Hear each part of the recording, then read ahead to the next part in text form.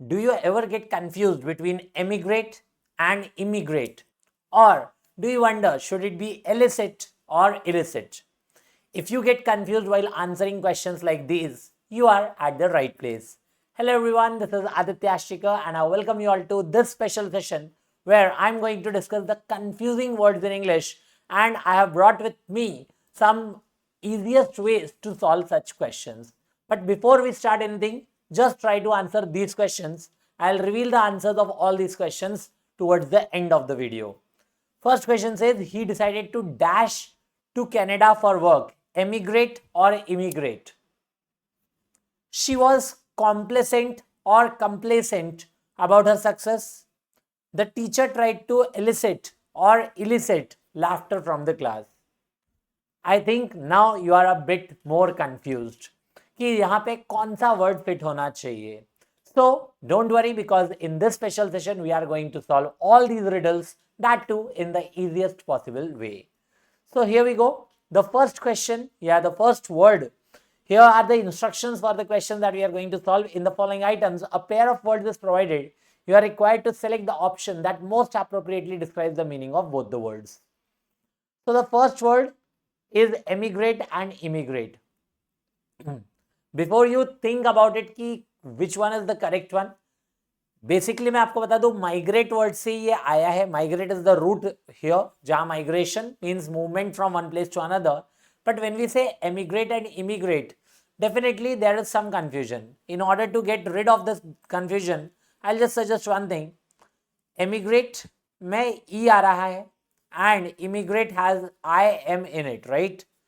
Now if I ask you to just wonder any other word that you have seen with the difference just being e and im, most probably you will come to the conclusion export and import has the same beginning, e and im, और बाकी main word port ही है. Export आपको पता है जब कोई चीज हमारे देश से दूसरे देश भेजी जाती है, when we send something from our country to other country, वो हो जाता है export. And import is when we bring some product और some person from outside to our country, तो ऐसे में वहां पे हो जाएगा import. Same is the case with emigrate and immigrate. Emigrate का मतलब होता है जब कोई व्यक्ति हमारे देश से दूसरे देश में जाके वहां सेटल हो जाता है, एमिग्रेट. और इमिग्रेट जब कोई दूसरा व्यक्ति हमारे अपने देश को छोड़कर हमारे देश में आके सेटल हो जाता है, that is immigrate. Point of view matter करेगा. ओके, तो इस वे में आप इजीली रिमेंबर यानी कि याद रख सकते हो what is the difference between the both. So now we have the question. Emigrate means to come into a new country to live permanently, and immigrate means to leave one's own country to settle in another. No, this is going just the opposite way. Emigrate का मतलब होता है हमारे देश से दूसरे देश में जाना. तो come into a new country नहीं होगा, go होना चाहिए था. Emigrate means to leave one's own country, yes, to settle permanently in another, and immigrate means to come to live permanently in a foreign country. Yes, this can be correct. और भी option देख लेते हैं. Emigrate means to move internally. No not internally, वो केवल migration होता. Immigrate means to cross border, no way. Emigrate means to depart and immigrate means to arrive. No, not like that. It is not just departure और arrival. Emigrate का मतलब होता है अपनी country, अपना देश छोड़कर दूसरे देश में सेटल हो जाना, and immigrate is just the opposite. So the answer here should definitely be option B. Okay, I hope so. अब आप भूलोगे नहीं what is the difference between emigrate and immigrate. Next word is elicit and illicit. Elicit और illicit में क्या difference है? I will just start with the word illicit first. Illicit में, illicit basically has I double L here, है ना. आई double L इसमें आ रहा है. आई डबल एल से एक और वर्ड आपको पता होगा, इलीगल, पता है ना. बस इलिसिट और illegal is same, and this is an adjective. Whereas elicit जो होता है ये एक वर्ब होता है. एलिसिट क्या होता है? एक वर्ब होता है. To elicit means to draw out something, किसी चीज को इवोक करने के सेंस में ये जाता है. ठीक है, किसी चीज को उजागर करना, किसी चीज को ड्रॉ आउट करना, हो जाएगा elicit. So here we have elicit means illegal और forbidden, and illicit means to draw out a response, no way. Elicit means to obtain and illicit means criminal, no. Elicit means to provoke, illicit means unlawful, हो सकता है. But provoke थोड़ा अलग हो जाएगा. Provoke always go in the negative sense. Elicit can be positive as well. Elicit means to draw out a response, yes. or reaction, and illicit means illegal or forbidden. Yes, this will be the correct choice. There are certain confusing options as well. You need to be very careful when you are solving such questions. Okay, and now I hope illicit और illicit भी आपको परेशान नहीं करेगा. Next is assure and ensure. Many times we get stuck. अरे assure use करना है या ensure use करना है? I'll make it easy for you. Assure. Normally assure जो है, assure आप किसी दूसरे व्यक्ति को करते हो. I assure you. Assure एक transitive verb है जिसके बाद नॉर्मली एक ऑब्जेक्ट, इनडायरेक्ट ऑब्जेक्ट लगता है. इनडायरेक्ट ऑब्जेक्ट यानी कि पर्सन आता है. I assured him, I assure you, I assured my mother. Okay, तो एक इनडायरेक्ट ऑब्जेक्ट यानी कि एक पर्सन assure के बाद लगता है. Okay, assure is always followed by a person, एक ऑब्जेक्ट, इनडायरेक्ट ऑब्जेक्ट. ensure में ऐसा नहीं होता, आप खुद से ही अपने आप में ensure करते हो. आई ensure कि ऐसा ना हो. ensure means to make sure. Okay, so here we are. assure means to make certain and ensure means to promise. नहीं, make certain ensure होता है, assure आप किसी और को करते हो. assure means to guarantee and ensure means to confirm. Not actually, guarantee वाली बात तो नहीं है assure. Assure means to promise or make someone confident, and ensure means to make certain that something will occur. Yes, this is going in the right direction. Assure means to confirm, comfort, and ensure means to secure. ये भी नहीं. तो yes, assure का मतलब होता है किसी और को आप assure करते हो, मतलब आप promise करते हो या किसी को confident करते हो कि ऐसा ऐसा होगा. Ensure means to make certain that something will occur. Next है complacent and complacent. So basically इधर प्रोनाउंसिएशन में ध्यान रखना. पहला वाला है कंप्लेसेंट. Okay, complacent. दूसरा है कॉम्प्लेसेंट. क्या डिफरेंस है कंप्लेसेंट एंड कॉम्प्लेसेंट में? This can be sometimes tricky, इसलिए मैं इसको याद रखने के लिए एक सिंपल ट्रिक बताता हूँ. देखो, कंप्लेसेंट जो होता है, ऐसे याद रखना कि जो लोग कंप्लेसेंट होते हैं वो खुद को कम प्लेस करते हैं, कम आंकते हैं बेसिकली. ठीक है, मतलब वो कर तो बड़ी बड़ी चीजें रखते हैं, कर तो बड़ी बड़ी चीजें सकते हैं, बट वो अपने आप में मतलब यू कैन से सेटिस्फाइड से रहते हैं कि हाँ मैंने इतना अचीव कर लिया, काफ़ी है. जैसे आप में से काफ़ी लोग हैं जिन्होंने कोई जॉब क्रैक करनी है, गवर्नमेंट जॉब चाहिए, SBI क्लर्क या मे बी कोई ऐसा छोटा मोटा एग्जाम निकला, ऑल्दो छोटा मोटा नहीं है SBI क्लर्क, ओके, बट कोई एक क्लर्क लेवल का एग्जाम निकला और अब आप संतुष्ट है कि वाह मेरी गवर्नमेंट जॉब लग गई. You have stopped aiming for PO और RBI grade B, RBI assistant type के, या कोई और you can say if you are appearing for SSC, CGL, CHSL, MTS, कुछ भी.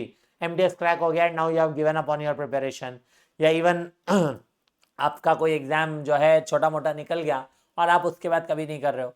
सो that is what we can say you are complacent. That means आप अपने आप में सेल्फ सेटिस्फाइड हो with your own achievements. And complacent जो होता है वो अपने आप में क्या होगा, ऐसे याद रखो, कंप्ले और संत. यहाँ जो है शांत सुना है ना, शांत, शांत रहा करो, वही वाला शांत. लेकिन कुछ लोग आपने देखा होगा श को स बोलते हैं, है ना, श को, शांत रहे यार तू, तो शांत रहे. बेसिकली इससे याद रखो शांत. ये लोग कंप्लेंट, इस वर्ड से कंप्लेंट निकल आ रहा है, COMPLAINT. तो कंप्लेंट को लेकर शांत यानी कि शांत रहते हैं. कंप्लेंट को लेकर शांत रहते हैं मतलब ये कंप्लेंट नहीं करते, they are not complaining nature. मतलब कैसे, they are willing to please others, ये दूसरों को प्लीज करना चाहते हैं. ठीक है, उन्हें अपसेट नहीं करना, और वो जैसा कहते हैं वैसा करने के लिए तैयार रहते हैं. ओके, तो इस तरह के लोग you can say are complacent. Now complacent means self satisfied, ठीक है, often smugly, and complacent means willing to please others. Yes, possibly the answer. Then we have complacent means eager to please, and complacent means ये तो उल्टा हो गया, नहीं हो सकता. Complacent means agreeable and complacent means content, no. And complacent means smug and complacent means, ये smug तो ठीक है but complacent means accommodating, नहीं. तो आंसर होना चाहिए कौन सा, option A. complacent means self satisfied और complacent means willing to please others. याद रखने के लिए कम प्लेस करते हैं, कम आंकते हैं खुद को, और कॉम्प्लेसेंट कंप्लेंट को लेकर शांत रहते हैं. ठीक है, सबसर्विएंट इसका एक सिनोनिम हो सकता है, विलिंग टू प्लीज अदर्स, ये इसका मीनिंग हो सकता है क्या, कॉम्प्लेसेंट का. नेक्स्ट वर्ड है discrete and discrete. Pronunciation wise ये डिफरेंट नहीं है, सेम ही प्रोनाउंसिएशन होता है, बट स्पेलिंग में डिफरेंस है, यानी कि ये होमोग्राफ कहलाएगा. सो डिस्क्रीट और डिस्क्रीट क्या है, डिस्क्रीट एंड डिस्क्रीट. ये वाला डिस्क्रीट याद रखो, इसका मीनिंग होता है सेपरेट, अलग करना. कैसे याद रखोगे, बहुत इजी वे में बताता हूँ आपको. देखो, डिस्क्रीट में डबल ई है और इधर डबल ई होता, बट ई को टी ने अलग कर दिया, मतलब दो ई को टी ने अलग कर दिया, सेपरेट कर दिया। इसी तरह जैसे यहाँ पे दो ए को साथ में आने से आर ने अलग कर दिया, सेपरेट कर लिया, तो इस वे में आप याद रख सकते हो डिस्क्रीट मीन्स सेपरेट।